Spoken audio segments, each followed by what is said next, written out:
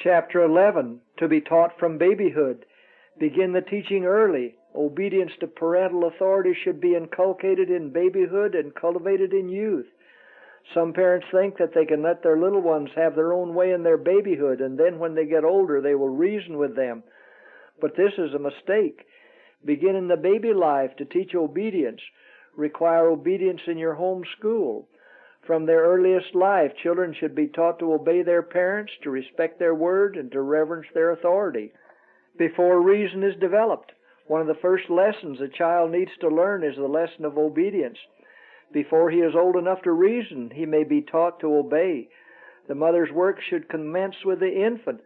She should subdue the will and temper of the child and bring its disposition into subjection. Teach it to obey, and as the child grows older, relax not the hand. Before self-will grows strong, few parents begin early enough to teach their children obedience.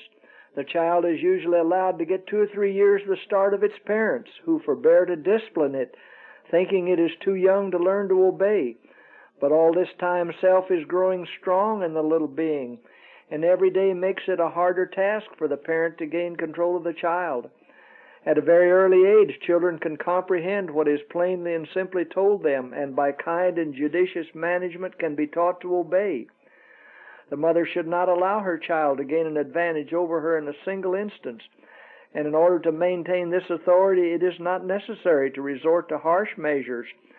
A firm, steady hand and a kindness which convinces the child of your love will accomplish the purpose. But let selfishness, anger, and self-will have their course for the first 3 years of a child's life, and it will be hard to bring it to submit to wholesome discipline. Its disposition has become soured. It delights in having its own way. Parental control is distasteful.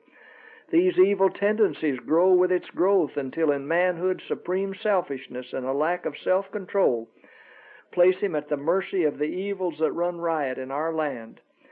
Never should the children be allowed to show their parents disrespect.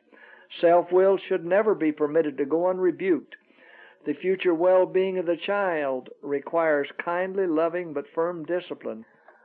Obedience to parents leads to obedience to God. The youth and children who have praying parents have been greatly privileged, for such have an opportunity to know and love God. In respecting and rendering obedience to their parents, they may learn how to respect and obey their Heavenly Father. If they walk as children of the light, they will be kind and courteous, loving and respectful to their parents, whom they have seen, and thus be better qualified to love God, whom they have not seen. If they are faithful representatives of their parents, practicing the truth through the help given them of God, then by precept and example they acknowledge the ownership of God and honor Him by a well-ordered life and godly conversation. Only the obedient enter heaven. Let parents and teachers impress upon the minds of the children that the Lord is proving them in this life to see if they will render obedience to Him with love and reverence.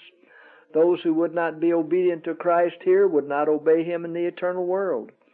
If parents or children are ever welcomed into the mansions above, it will be because they have in this world learned to obey the commands of God.